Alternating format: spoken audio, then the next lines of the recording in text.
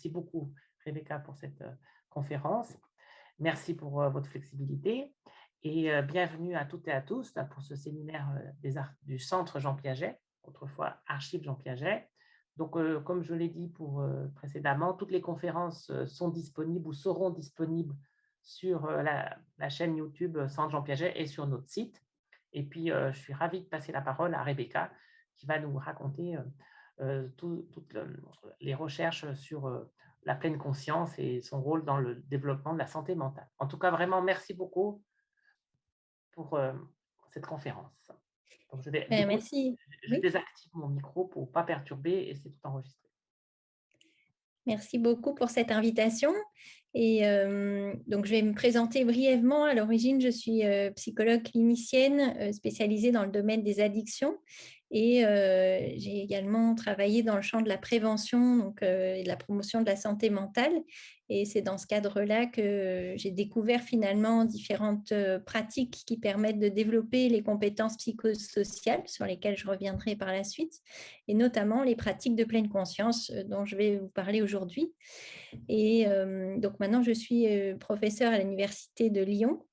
Et on vient de créer l'Observatoire du bien-être à l'école dans le but de pouvoir mieux diffuser les pratiques qui sont utiles dans le champ du développement de la santé mentale, donc à la fois en milieu scolaire, mais aussi dans le domaine universitaire. Donc, c'est la santé mentale au sens large chez les jeunes.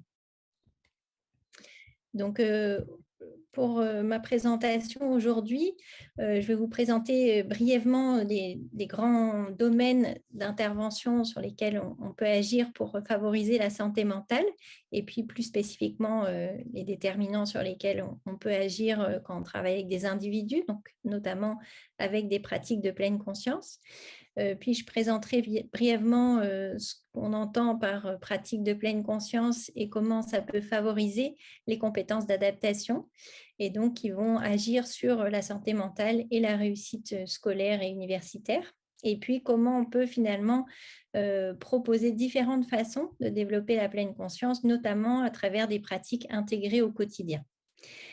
Si vous avez des questions, vous pouvez les poser au fur et à mesure dans le chat et puis on pourra les reprendre à la fin. Donc, au niveau des déterminants de la santé mentale, il y a plusieurs grands axes sur lesquels on peut agir, à la fois au niveau, bien sûr, du contexte sociétal, avec les sociétés plus démocratiques, etc., les conditions économiques et sociales, et puis aussi à un niveau un peu moins macro, au niveau des interactions sociales, du tissu relationnel, du soutien social, et puis à un niveau encore moins macro, au niveau de l'individu, on peut travailler sur les ressources psychologiques et individuelles. Et c'est là-dessus notamment que va porter cette présentation en lien avec les interventions de pleine conscience. Donc, au niveau des ressources psychologiques et individuelles, l'objectif, ça va être notamment de développer toutes les compétences adaptatives des individus qui vont permettre de faire face aux situations du quotidien d'une manière constructive, qui permettent de maintenir la santé mentale. Et je vais donc notamment vous parler des compétences psychosociales qui sont un des moyens qui va permettre aux personnes de s'adapter, s'ajuster au mieux au quotidien. Il y a notamment le référentiel des compétences psychosociales qui vient de sortir en France, qui a été publié sur le site de Santé publique France, que vous pouvez aller consulter pour en savoir plus sur ces compétences psychosociales qui vont permettre finalement un équilibre, de trouver cet équilibre de la santé mentale. C'est un équilibre qui va varier tout au long de la vie en fonction des contextes, en fonction des transitions de vie, notamment l'arrivée dans l'enseignement supérieur, le passage au statut de parent, le passage à la retraite, etc. Donc, il y a différentes transitions de vie qui peuvent mettre à mal cet équilibre où ces compétences vont être d'autant plus importantes. Et ce sont des compétences qu'on va pouvoir développer dès le plus jeune âge pour permettre au mieux de maintenir cet équilibre entre les exigences de la situation, comment développer son autonomie dans le quotidien en fonction des différents âges de la vie, comment on va équilibrer la façon de se ressourcer avec la pression qu'on a sur le plan scolaire, sur le plan universitaire et dans le travail plus tard. et puis des difficultés sociales qu'on peut être amené à rencontrer ou économiques, et comment on peut l'équilibrer à travers les ressources à la fois de l'environnement, des proches, mais aussi nos propres ressources personnelles. Donc, ce que montrent les recherches aujourd'hui, c'est que les pratiques de pleine conscience vont être un moyen de favoriser cette capacité à maintenir un équilibre entre les pressions et les contraintes et les exigences de la situation et nos ressources personnelles qui vont nous permettre d'y faire face. Alors, la pleine conscience, qu'est-ce que c'est? Ça a été décrit par John Kabat-Zinn, qui est le premier à avoir utilisé ce terme et ces pratiques en dehors du contexte bouddhiste. Et il a décrit ça comme une façon de porter son attention intentionnellement à l'expérience qui se déroule moment après moment, sans porter de jugement. Alors, je vais décrire un peu de quoi il s'agit. En fait, c'est la proposition qui est faite, c'est au lieu de se laisser embarquer par nos pensées, nos jugements sur et à propos des autres, de nous-mêmes, de la situation, et notre tendance à catégoriser et puis souvent aussi à surréagir, c'est-à-dire qu'en fonction de nos catégorisations, ça va générer des émotions qui vont nous pousser à agir dans des situations où parfois ce n'est pas nécessaire, où on pourrait prendre du recul et avoir un comportement plus choisi, en lien avec nos objectifs, en lien avec nos valeurs, plutôt qu'une réactivité qui est générée par les jugements et les émotions qui vont émerger dans la situation. Donc, l'idée de la pleine conscience, c'est de pouvoir s'offrir cette possibilité de prendre du recul et d'observer dans un premier temps, plutôt que d'être dans cette réaction du moment. Donc, ça nécessite le développement de compétences attentionnelles, de pouvoir vraiment décider de porter l'attention dans l'ici et maintenant plutôt que de se laisser embarquer ailleurs. Et cet ailleurs, ce qui a été montré dans les recherches, c'est que c'est notamment un ailleurs qui est lié à des expériences difficiles qui se sont passées, hein. Ça peut être donc des ruminations qu'on va avoir à propos d'une critique qu'on a reçue, ou bien un ailleurs dans le futur qui est plus proche des anticipations anxieuses, tout ce qui pourrait nous arriver de catastrophique, la réunion qui risquerait de mal se passer, etc. Et finalement, ce sont des tendances qui vont perturber notre quotidien, qui vont augmenter les problèmes de santé mentale. Et donc, la proposition qui est faite, c'est lorsqu'on voit qu'on est en train de se laisser embarquer dans ces façons de penser, on peut choisir de réorienter l'attention dans l'ici et maintenant pour apprendre à observer simplement ce qui se passe sans adhérer à 100% à nos pensées ou sans se laisser emporter par le mouvement de l'émotion. L'idée, c'est aussi d'aller vraiment observer cette situation avec curiosité et ouverture. Donc, c'est dans ce sens-là où il parlait de non-jugement. On va être dans le développement d'une attitude vraiment d'ouverture à l'expérience, qu'elle soit agréable ou désagréable, se permettre cette occasion d'explorer qu'est-ce que ça me permet d'apprendre à propos de moi, à propos de la situation, à propos du fonctionnement humain, et donc d'être moins dans une tendance à chercher à fuir et à éviter des situations qui pourraient être désagréables, qui pourraient générer de l'angoisse, mais vraiment oser aller au contact de ces émotions et des situations si ça répond à un objectif qui est important pour nous, si ça correspond à des valeurs qu'on défend. Donc, je vous donne un exemple concret. Plutôt que de se dire ah ben moi je suis pas très à l'aise dans les relations, donc je vais refuser d'aller au dîner si on m'invite, je vais refuser d'aller dans des situations où il y a plusieurs personnes qui sont regroupées, et au final ben, je suis de moins en moins insérée socialement, et il y a plein d'activités que je peux pas faire puisqu'elles sont en groupe, et donc ça va diminuer ma santé mentale, ça va affecter ma santé mentale fortement. Et là, l'idée, c'est de se dire, ben, même si parfois je peux avoir des émotions désagréables, je ne me sens pas toujours à l'aise dans le groupe, eh bien, comme c'est important pour moi de pouvoir faire ces activités, de rester en lien avec mes amis, eh bien, du coup, j'accepte d'observer simplement ces émotions sans fuir la situation. Et ce qui va m'aider notamment dans ce travail d'attention au moment présent et d'ouverture à l'expérience, c'est aussi une capacité de décentration, c'est-à-dire observer comme si on était un observateur extérieur, plutôt que de fusionner, d'adhérer à 100% à nos pensées ou de se laisser complètement fondre dans l'émotion. On va s'entraîner à observer, tiens, mais comment elle est cette émotion aujourd'hui? Un peu comme si on avait ce regard extérieur et observer la situation sous différents angles. Tiens, si je prenais un autre point de vue, comment je vivrais cette situation? Et l'objectif dans ce travail autour de la pleine conscience, c'est vraiment de faire ce travail, mais avec une attitude bienveillante envers soi. C'est-à-dire que naturellement, quand on va se mettre à s'entraîner, à porter l'attention dans l'ici et maintenant, à observer nos émotions, nos pensées, on va avoir tendance à juger ce qui est en train de se passer. On va se dire, je suis nulle en méditation. On va se dire, je suis vraiment, c'est terrible parce que j'ai toujours des émotions négatives alors que j'ai tout pour être heureux. Du coup, on va avoir tendance à commenter tout ce qu'on est en train de vivre.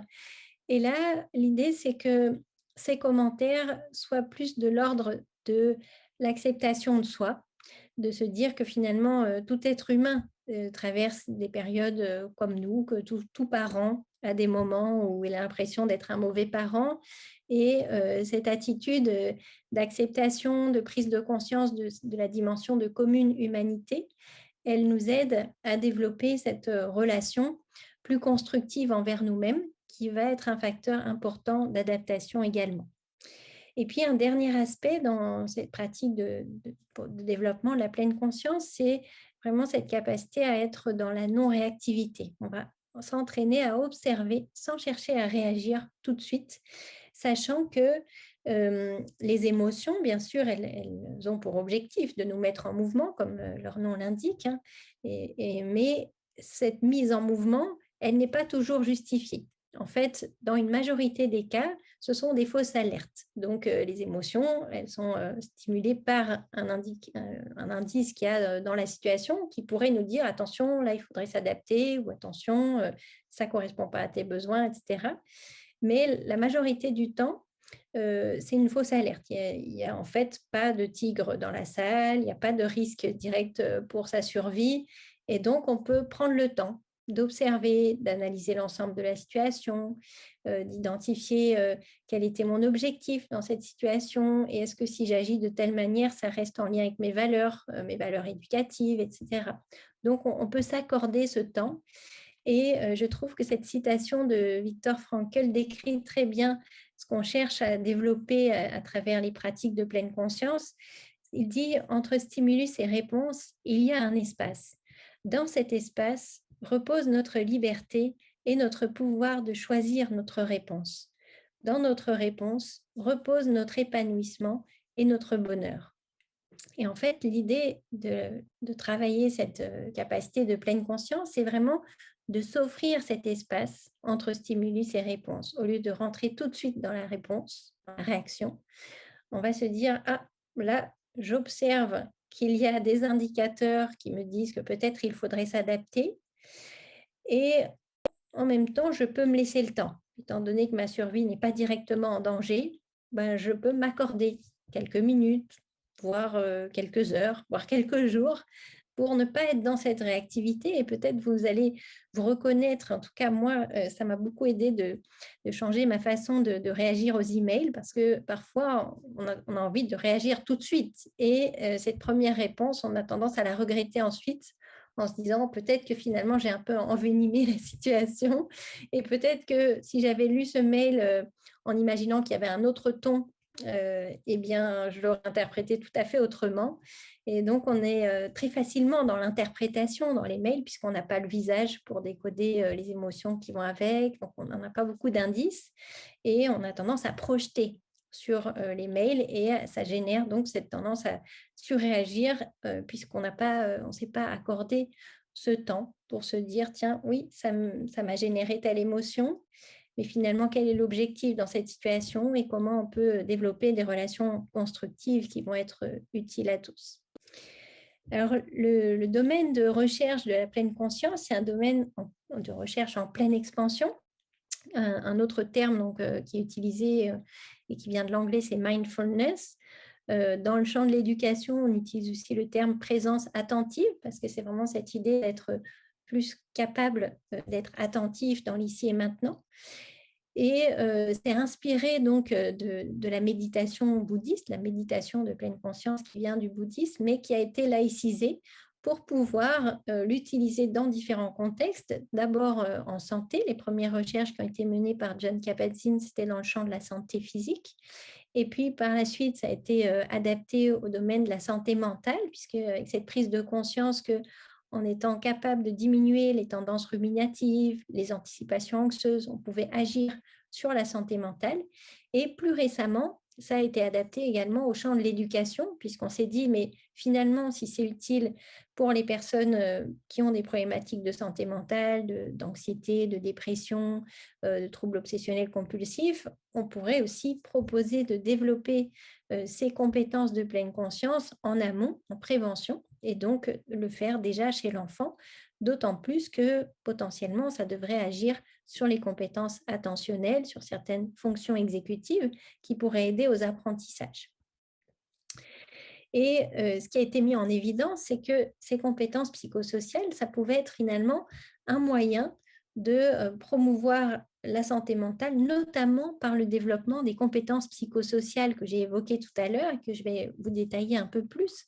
Il s'agit donc de la capacité d'une personne à répondre avec efficacité aux exigences et aux épreuves de la vie quotidienne. C'est un terme qui a été proposé par l'Organisation mondiale de la santé pour essayer de répertorier finalement toutes les compétences d'ordre cognitif, émotionnel et social qui vont nous aider à mieux nous ajuster dans les situations du quotidien.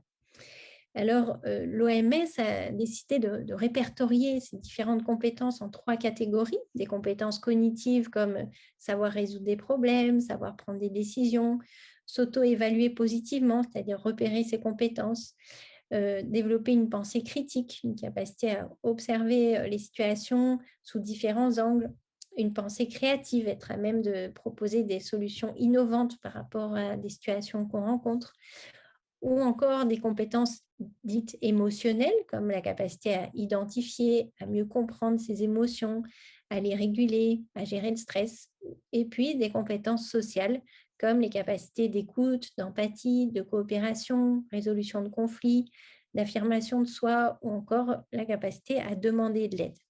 Donc, toutes ces compétences ont été identifiées par différentes recherches comme des facteurs clés permettant une adaptation aux situations du quotidien qui favorisent une meilleure santé mentale. Et dans les recherches sur la pleine conscience, on s'est aperçu que par différents biais, à travers différents processus psychologiques, on pouvait aussi agir sur ces compétences adaptatives. Donc, les compétences psychosociales, lorsqu'on les développe, ça permet à long terme d'améliorer les problèmes de santé mentale. Donc, il y a moins de troubles affectifs, moins de troubles du comportement, une meilleure estime de soi, des niveaux plus élevés de bien-être. Ça diminue les conduites à risque, notamment à l'adolescence et chez le jeune adulte, donc moins de consommation de substances psychoactives, puisqu'on va être moins dans des conduites d'évitement des situations problématiques, moins de comportements de violence et de harcèlement. Et c'est aussi associé à une meilleure réussite éducative, donc en termes de résultats scolaires, des diplômes et d'insertion sociale et professionnelle.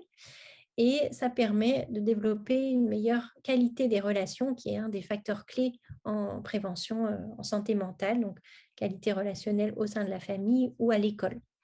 Donc là, on a beaucoup d'études qui ont été menées dans ce champ avec différentes méta-analyses. Donc, c'est des synthèses de toutes les recherches interventionnelles qui ont montré l'utilité du développement de ces compétences psychosociales, notamment donc, la première méta-analyse de Durlac qui a été portée sur plus de 270 000 élèves.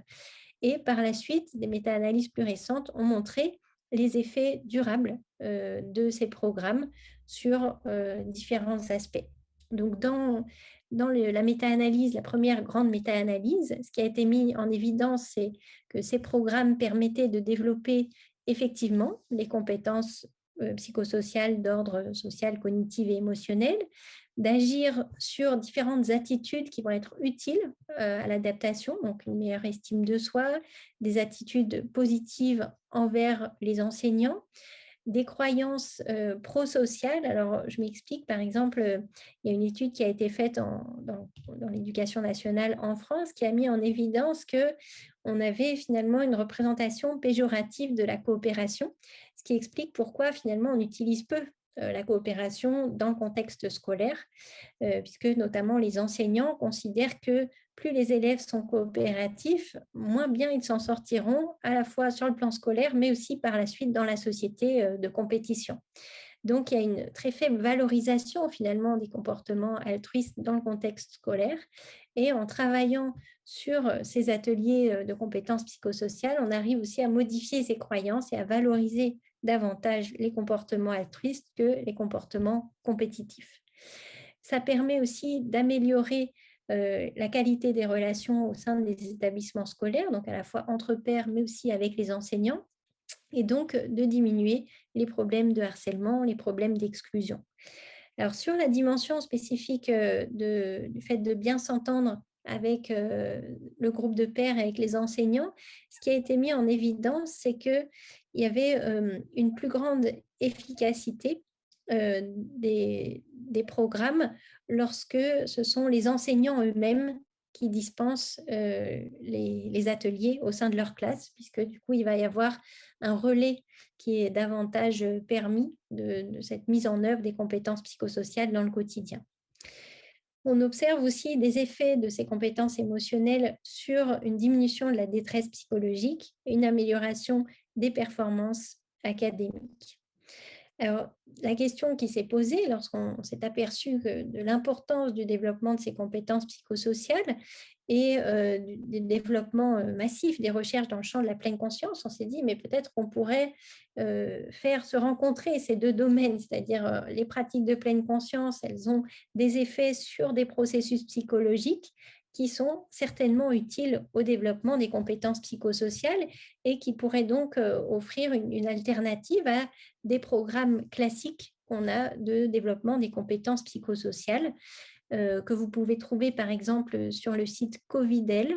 Pendant la période de Covid, on a mis en ligne beaucoup d'outils sur le développement des compétences psychosociales pour que les enseignants puissent utiliser des pratiques dans leur classe. Donc, il y a des kits pour les maternelles, l'école élémentaire, et le secondaire pour les enseignants, pour les parents. Voilà, donc plein d'outils que vous pouvez aller explorer qui permettent de développer ces compétences psychosociales. Et également pour les étudiants, on a mis en ligne un programme qui s'appelle Éducare avec l'IREPS de Bourgogne-Franche-Comté. Donc, c'est un programme qui a été co-construit avec des étudiants autour notamment du développement des compétences émotionnelles, la gestion du stress. Donc, voilà, ça, c'est des ateliers que vous pourrez retrouver en ligne gratuitement. Et puis, en parallèle, il y a d'autres façons de développer ces compétences psychosociales que je vais détailler un peu plus dans les pratiques de pleine conscience. Donc, les ateliers de compétences psychosociales classiques, vous pouvez trouver des adaptations aux différents âges, notamment Édouard Jantaz a développé un programme qui est adapté au maternel sur les compétences émotionnelles. Il y a d'autres programmes ensuite pour l'école élémentaire, les collèges et les lycées, avec des exemples que vous pouvez trouver dans différents ouvrages qui proposent des mises en situation. On va essayer d'identifier dans telle situation comment cet enfant se sent, qu'est-ce qu'il éprouve comme émotion, et puis comment on peut exprimer ces émotions d'une manière constructive. Donc ça, c'est le type d'atelier classique de développement de compétences psychosociales que vous pouvez retrouver, par exemple, sur ce site. Qui a été d'ailleurs très utilisé pendant cette période de Covid. Donc, nous, on avait mis en ligne ces pratiques à la fin du premier confinement pour aider les enseignants au moment du déconfinement. Et à cette période-là, il y a eu 15 000 téléchargements. Donc, ça répondait visiblement à une demande dans le domaine scolaire de pouvoir développer davantage ces compétences, notamment en période de crise. Là, je vous ai mis donc quelques exemples de ce que vous pouvez trouver dans le programme Éducare en termes de développement des compétences psychosociales. Donc, apprendre à mieux se connaître, ça fait partie des compétences psychosociales, gérer son stress, gérer ses émotions, développer des relations constructives. Donc, et puis après, il y a d'autres modules qui sont plus sur d'autres variables qui permettent d'agir sur la santé mentale, comme le sommeil. Donc, l'autre façon de pouvoir développer les compétences psychosociales, comme je vous le disais, c'est d'agir sur des processus psychologiques comme le font les pratiques de pleine conscience, et ce qui va permettre d'agir de manière transversale sur les compétences psychosociales. Je vais m'expliquer. Donc, en bas, en bleu, vous avez ce qu'on fait classiquement quand on fait des ateliers sur les compétences psychosociales. On va faire une séance sur la résolution de problèmes, par exemple, en 5 étapes. On apprend cette technique aux enfants. Ensuite, on va faire des séances sur les compétences émotionnelles. Donc, par exemple, une séance sur l'identification des émotions, une séance sur la compréhension des besoins qui sont derrière, etc. Et donc, au final, si on a, par exemple, 16 heures à disposition pour développer toutes ces compétences psychosociales, on aura passé à peu près 1 heure par compétence, et les méta-analyses montrent que c'est efficace. Donc, ça, on sait qu'on peut le faire. Mais en parallèle, le champ de recherche sur la pleine conscience a aussi mis en évidence que ces ateliers de pleine conscience permettent d'agir sur certains processus psychologiques comme la décentration, qui, à leur tour, vont agir sur les 3 catégories de compétences psychosociales. Par exemple, la décentration, elle va permettre de favoriser de meilleures capacités à résoudre les problèmes, puisqu'on est capable d'envisager une situation sous différents angles. Ça va aussi nous aider à mieux réguler les émotions. Donc, la catégorie de CPS autour des compétences émotionnelles, puisque ça nous aide à prendre du recul par rapport à ces émotions. Ça nous aide aussi à développer des compétences sociales comme l'empathie, puisqu'on est plus en mesure de prendre la perspective d'autrui. Et lorsqu'on fait des pratiques de pleine conscience, on va agir sur plusieurs processus psychologiques à la fois, pas seulement la décentration, mais aussi, comme on l'a vu tout à l'heure, sur l'acceptation, la régulation de l'attention, la conscience de soi. Et toutes ces compétences agissent, enfin tous ces processus psychologiques agissent à leur tour sur le développement de compétences psychosociales. Donc finalement, si on a aussi 16 heures d'atelier à disposition en contexte scolaire, par exemple, ou universitaire, on va pouvoir agir sur ces compétences adaptatives d'une manière un peu différente et complémentaire des ateliers CPS classiques. Dans les 2 cas, on a donc des effets sur la santé mentale et la réussite académique. Ce que montrent les recherches donc, sur la pleine conscience en milieu scolaire, à travers des méta-analyses ou des revues de questions systématiques, c'est que ça va permettre d'agir à la fois donc, sur la dimension de santé mentale, mais aussi sur la dimension académique, puisque ça permet d'améliorer des performances cognitives, de réduire des comportements problématiques dans le cadre scolaire, de favoriser en particulier des compétences de gestion des émotions qui vont aider à la résilience, qui vont aider à favoriser plus de bien-être à l'école. Et on voit que ces interventions sont utiles à la fois pour les élèves, mais aussi pour les enseignants qui pratiquent la pleine conscience, avec des effets sur la réduction du stress, de l'anxiété, de la dépression et du burn-out des enseignants. Donc, dans le contexte scolaire, finalement, on peut améliorer la santé mentale des élèves et du personnel et agir de cette manière-là sur le climat scolaire et donc les apprentissages. Dans le contexte universitaire, il y a également eu des recherches, là j'en ai cité une qui a été publiée dans le Lancet, qui compare en fait des étudiants qui sont suivis, qui ont des difficultés de stress par rapport à leurs études, donc qui sont suivis par le service de santé de l'université, soit avec le suivi classique, soit on leur propose des ateliers de pleine conscience. Et ce que montre cette étude, c'est que finalement, les pratiques de pleine conscience vont être plus efficaces par rapport au suivi classique dans les centres de santé en termes de réduction du stress et de la détresse psychologique, notamment en période d'examen. Alors, pour pouvoir développer ces pratiques dans le contexte à la fois scolaire, universitaire, mais aussi professionnel et dans tous nos contextes aussi en tant que parents, un des freins qui a été identifié, ce sont les pratiques formelles de pleine conscience. C'est-à-dire que la pleine conscience, on peut soit faire des pratiques de méditation de pleine conscience qui nécessitent de trouver du temps pour prendre ce temps pour soi, pour s'asseoir, identifier nos sensations, ce qui se passe à l'intérieur de nous. Donc, ça peut se faire à travers on appelle un body scan. On va passer en revue toutes les parties du corps et repérer comment on se sent dans cet endroit du corps, ou bien des méditations centrées sur la respiration. On porte l'attention à l'inspire, à l'expire, et on essaye de ramener l'attention vers la respiration quand on voit qu'on est parti dans d'autres pensées ailleurs. Donc ça nécessite de trouver du temps, et on s'est aperçu que effectivement, quand les patients sont hospitalisés, il y a cette possibilité d'accorder du temps aux pratiques de pleine conscience et de pouvoir développer ces compétences de pleine conscience. Mais dans d'autres contextes, notamment, moi je travaille dans le champ du soutien à la parentalité, les parents, si déjà ils trouvent le temps de manger, d'aller aux toilettes et de dormir la nuit, c'est déjà très bien en termes d'amélioration de la santé mentale et de prévention du burn-out. Et souvent, ils nous disent, mais comment vous voulez que je trouve 45 minutes par jour pour pratiquer la pleine conscience? Alors, on pourrait se dire, d'un côté, bah, c'est important de pouvoir s'accorder ces 45 minutes, mais de manière tout à fait réaliste, notamment si on est parent solo, si on a plusieurs enfants à la maison, eh bien, trouver 45 minutes pour prendre ce temps, c'est très compliqué.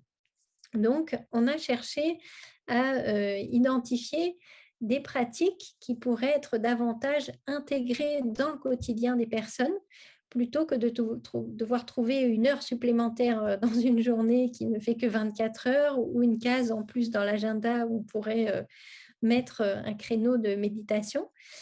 Et donc, on s'est appuyé sur ce qu'on appelle les pratiques intégrées au quotidien, qui sont notamment basées sur les 5 sens et sur le fait d'agir en pleine conscience. Donc, par exemple, quand vous allez au travail, vous pouvez porter votre attention à l'air que vous ressentez sur vos mains quand vous marchez, au mouvement de vos pas sur le sol. Et du coup, vous pouvez décider intentionnellement de porter votre attention dans l'ici et maintenant pendant cette action. Et donc, on a souhaité comparer finalement, ou en tout cas étudier l'efficacité de ces pratiques qui sont uniquement intégrées dans le quotidien, où on n'a pas de pratique formelle de méditation, pour vérifier l'utilité de ces pratiques intégrées, comme manger en pleine conscience, faire la vaisselle en pleine conscience, etc., ou parler à son enfant en pleine conscience. Donc, dans notre première étude sur ce programme qui s'appelle FOVEA, qui est basé uniquement sur des pratiques intégrées au quotidien. Donc, c'est aussi un programme en 8 semaines, comme les programmes de pleine conscience classiques, comme le MBSR, que vous connaissez peut-être, le Mindfulness-Based Stress Reduction. Là, on l'a formaté de la même manière, donc sur 8 semaines, à raison d'une séance de 2 heures par semaine. Mais entre les séances, il n'y a pas de pratique formelle. On propose simplement d'être attentif. Par exemple, la première semaine, on va être attentif au toucher. Donc, par exemple, quand on serre la main à quelqu'un, alors en période de Covid, on ne le fait plus, mais quand on ouvre une porte, on va être attentif à la sensation de la poignée. Quand on est à l'école, du coup, on va porter l'attention à quand je sors ma trousse de mon cartable, quel est son poids, quelle est sa texture. Et donc, au lieu d'être en train de parler aux voisins, de penser à ce qui vient de se passer à la récréation, etc., on a plus de facilité à recentrer l'attention dans l'ici et maintenant, en portant l'attention à cette trousse, à la fraîcheur de la table, à la feuille sur laquelle je vais écrire. Et donc, c'est une manière de ramener l'attention dans l'ici et maintenant. Donc, dans ce programme de recherche, on a proposé aux personnes de répondre à des questionnaires avant le début du programme, après les 8 semaines, et puis de nouveau 2 mois et demi plus tard à peu près, pour voir si les effets potentiels allaient être maintenus dans la durée. Et on était parti du principe que, avec ces pratiques intégrées dans le quotidien pour des tout venants, donc ce n'est pas des patients, hein, c'est des personnes actives qui ont un travail, des enfants, etc. On était parti du principe qu'il y aurait une adhésion élevée à ces pratiques, puisque il y aurait plus de facilité à effectivement les mettre en œuvre dans son quotidien.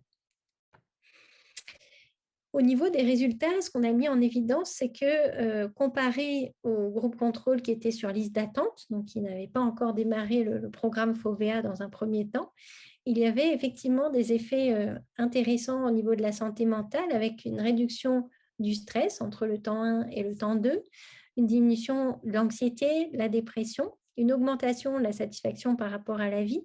Et surtout, ce qu'on voulait vérifier, c'est de voir si à travers ces pratiques uniquement intégrées dans le quotidien, on était en mesure de développer des compétences de pleine conscience telles que je vous les ai décrites au début, donc cette capacité à être dans le non-jugement, la non-réactivité, d'agir en pleine conscience, d'observer, de décrire finement ce qui se passe à l'intérieur de soi. Et on voit que effectivement, ces pratiques intégrées permettent de développer ces compétences, donc avec une augmentation de la pleine conscience de 12 points, ce qui est similaire à ce qu'on avait observé dans nos programmes de pleine conscience formels. Et avec un degré élevé d'adhésion aux pratiques, puisqu'il y avait entre 92 et 98% des personnes qui pratiquaient, donc qui essayaient vraiment d'intégrer cette façon d'orienter l'attention dans l'ici et maintenant au cours des 8 semaines. Et on a souhaité vérifier si les effets observés sur la santé mentale passaient bien par une augmentation des compétences de pleine conscience, donc ce qu'on appelle une variable médiatrice. Et ce qui a été mis en évidence, c'est qu'effectivement, le programme FOVEA permettait d'augmenter les compétences de pleine conscience qui, à leur tour, permettaient de réduire le stress, l'anxiété, la dépression et d'améliorer la satisfaction par rapport à la vie. Donc, c'était une médiation complète, c'est-à-dire que l'ensemble des effets qu'on observe sur ces variables passent par des compétences de pleine conscience améliorées. Et ensuite, donc, on avait cherché à vérifier les effets dans la durée. Donc, vous voyez sur ce schéma, avec le premier groupe qui avait intégré le programme FOVEA, donc entre le temps 1 et le temps 2, il y a une diminution des variables de santé mentale, des problématiques de santé mentale, et cette diminution est maintenue au temps 3, donc 2 mois et demi après. Et le groupe qui était d'abord sur liste d'attente, au temps 2, au milieu sur ce graphique, ils vont intégrer le programme FOVEA et au temps 3, donc ils rejoignent les scores de l'autre groupe en termes de réduction des problématiques de santé mentale. Alors, pour pouvoir rendre plus accessibles ces pratiques donc, dans différents contextes, à la fois dans des contextes pour des tout-venants, pour des étudiants, pour des personnes qui ont des problématiques de santé physique ou de santé mentale, on a décidé de mettre à disposition finalement des pratiques, à la fois des pratiques formelles, mais aussi des pratiques de pleine conscience intégrées, via une application qui s'appelle Présence, que vous pouvez télécharger gratuitement, qui a été faite, donc, a été développée notamment par l'association Émergence avec beaucoup de professionnels et de chercheurs qui avaient participé à une page Facebook qui s'appelait Présence pendant la période de confinement pour pouvoir proposer ces pratiques au plus grand nombre et gratuitement pour pouvoir développer ces compétences adaptatives pendant la période de crise sanitaire, sachant que les recherches qui ont été menées pendant cette période de crise ont mis en évidence que les pratiques de pleine conscience jouaient un rôle protecteur très important, notamment par les attitudes de bienveillance envers soi et la capacité à réguler les émotions. Donc, à travers notamment cette compétence psychosociale de régulation des émotions. Donc, pour ceux qui ont envie d'expérimenter, je vous invite à aller voir sur cette appli. Vous pourrez trouver donc plein d'intervenants différents et donc trouver ce qui vous correspond le mieux en termes de pratique, en termes de voix qui vous plaît. Donc, pour conclure, au niveau des pratiques de pleine conscience, on voit aujourd'hui qu'on a un certain nombre de programmes qui sont validés, de pratiques qui sont considérées comme efficaces dans différents contextes, à la fois en santé physique, santé mentale, dans le champ de l'éducation, même si dans le champ de l'éducation, c'est encore le domaine où il y aurait besoin de plus de recherche pour mieux comprendre à quel âge ce serait le plus adapté, quel type de pratique. Là, par exemple, on a testé des pratiques en audio, mais finalement, pour des adolescents, finalement, qui avaient beaucoup moins d'efficacité que des pratiques qui seraient proposées par l'enseignant. Donc, voilà, il y a encore des domaines à explorer, mais on sait aujourd'hui que ça peut avoir un intérêt vraiment sur le développement de la santé mentale aux différents âges de la vie et qu'on peut avoir accès à ces pratiques gratuitement à travers des outils numériques. Je vous remercie de votre attention et donc, si vous avez des questions, n'hésitez pas. Alors, merci beaucoup, Rebecca, pour cette très belle conférence. Donc, évidemment, la parole est libre. Donc, n'hésitez pas. Donc, soit vous posez des questions, vous pouvez. Normalement, j'ai enlevé la sécurité. Vous avez le droit de réactiver, si j'ai bien compris, la vidéo. Donc, vous pouvez poser une question ou par écrit ou oralement. Juste en attendant qu'une question arrive, juste, tu sais, on avait discuté les fameux programmes dans les écoles, c'est des résultats encore mitigés parce que typiquement, après, on a des histoires d'ampleur, de taille d'implémentation. Mais par exemple, le programme qui avait été fait à Bordeaux sur la grenouille, qui a tant de succès auprès des enseignants, en fait, les résultats sont assez faibles. Enfin, C'est il y ça. a une toute petite partie des élèves qui bénéficient de l'effet. Les effets sont ténus, on va dire. C'est pas massif. Exactement. Et ce qu'on retrouve souvent dans les interventions sur les compétences psychosociales et encore plus sur les interventions de pleine conscience, c'est que finalement, ça bénéficie plus spécifiquement aux élèves qui vont vraiment pas bien au début de l'intervention, mais on a peu d'effets. Du coup, globalement, on n'a pas d'effet en fait sur un échantillon complet. On a des effets juste sur les élèves qui vont le plus mal, ce qui est le cas là dans cette expérimentation qui a été C'est publiée sur par Grégory 20 à Michel. 30. Ouais, les effectifs sont extrêmement faibles. Au final, c'est 20 à 30 enfants, hein. Donc, du coup, C'est ça. la question de la gestion à grande échelle est difficile après. C'est pour ça. Exactement. Donc, ça pose la question, est-ce que ça vaut la peine d'investir du temps sur ce type de pratique? Et c'est la raison pour laquelle on a cherché donc à répondre à cette question par différents moyens. Notamment, donc, moi je travaille plus globalement hein, sur les compétences psychosociales et on s'est aperçu que même si on voit, et là pour le coup il y a beaucoup de données, c'est des gros échantillons, on voit qu'il y a des effets et que c'est des effets durables. Euh, les, le poids de la famille reste très important au niveau de la santé mentale des enfants, et c'est évident, mais c'est aussi la raison pour laquelle on travaille aujourd'hui dans le champ du soutien à la parentalité, sur le développement des compétences psychosociales des parents, pour avoir des effets en plus de ce qu'on peut proposer en contexte scolaire qui voilà, reste limité finalement en termes d'effets comparativement au poids de la famille. Et il y a aussi un effet très important des autres adultes dans l'environnement de l'enfant, donc notamment les enseignants, un effet très important sur la santé mentale des élèves, sur leur motivation, sur leur réussite.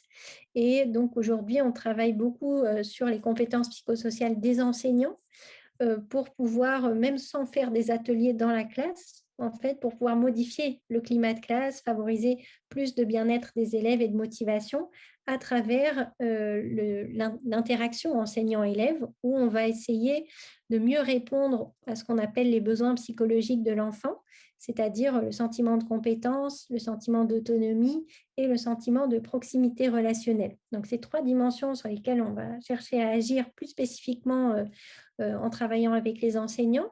Et ce que montrent les recherches, c'est que donc, ça favorise le bien-être, la motivation, mais ça permet aussi un contexte plus favorable au développement des compétences psychosociales des élèves. Donc, il y a différents chemins finalement pour agir sur ces compétences et ces facteurs de prévention qui ne passent pas forcément par des ateliers de compétences psychosociales dans la classe ou des ateliers de pleine conscience dans la classe, mais peuvent passer par un travail avec les adultes qui forment le contexte, l'environnement de l'enfant. Je suis d'accord. Vraiment, la question de l'efficacité des interventions, ça, c'est une question. Mais il me semble qu'il faut qu'on mette aussi le point de vue de l'efficience, c'est-à-dire le coût que ça a pour le système. Par exemple, typiquement ça, si on décide que pour tout un territoire, il y a X ateliers, X personnes formées, ça a un coût pour le système absolument non significatif. compte tenu que les enseignants le nombre d'heures est toujours le même et le nombre de contenus à injecter, il y a le numérique, l'égalité des genres, il y a prendre en compte les situations de handicap. Enfin, il y a tout un tas de facteurs et de priorités qui arrivent, et puis tout ça, c'est à ressources constantes. Du coup, ils doivent faire des choix, et il me semble que voilà, on aurait, comme tu le dis, intérêt à passer de l'efficacité à l'efficience. Il faut C'est ça. ramener du coup au coût que ça Et c'est aussi dans cette idée-là qu'on avait souhaité développer donc ce programme qui est basé plus sur des pratiques intégrées dans le quotidien pour que ça ne prenne pas en fait 15 ou 20 minutes sur le temps de cours, mais que ce qu'on a expérimenté, parce qu'ensuite le programme FOVEA, on l'a adapté au domaine scolaire, donc aux élèves, aux collégiens et puis à l'école primaire. Et donc, ce que propose l'enseignant, c'est à chaque fois, au moment de revenir après la récréation, de s'appuyer sur un des 5 sens pour revenir plus dans l'ici et maintenant. Donc, c'est ce temps de flottement, en fait, où les enseignants nous décrivent qu'ils mettent 20 minutes à recapter l'attention suffisante pour permettre un apprentissage. Et bien là, on propose une pratique sur un des 5 sens, par exemple, écouter tous les sons qu'il y a autour de vous.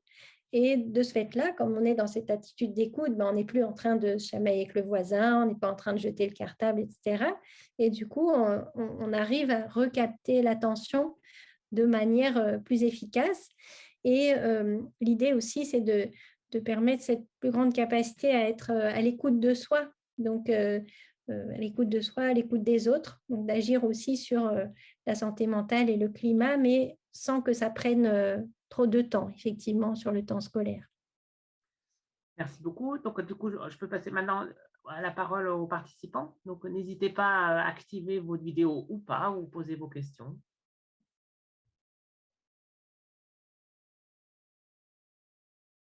Donc, le PowerPoint sera disponible dans le... Enfin, du coup, il sera disponible, donc vous aurez accès à toutes les ressources.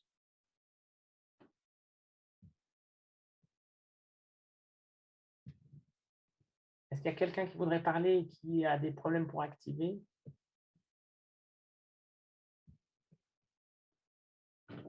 Alors, si on n'a pas d'autres questions, vraiment, merci beaucoup pour ton intervention, Rebecca. Il y a des petits messages qui arrivent, et donc c'était très clair. Et du coup, toutes les ressources sont, vous verrez, il y a tout un tas d'outils disponibles, seront accessibles, et on mettra les liens web et on clique dessus. Et merci vraiment beaucoup. Et je vous rappelle, l'intervention du professeur Laurent Beck aura lieu le 18 mai sur notre relation avec les animaux. Merci pour votre flexibilité, dû à mon... Ah bon, bref, voilà. Et vraiment, merci beaucoup, Rebecca, et je te souhaite une très belle soirée. Merci, bonne soirée. Et j'invite du coup tous nos participants à assister à la prochaine conférence du professeur Bettencourt sur les écrans et l'école. Voilà. À tout, eh bien, belle soirée à tous. Au revoir.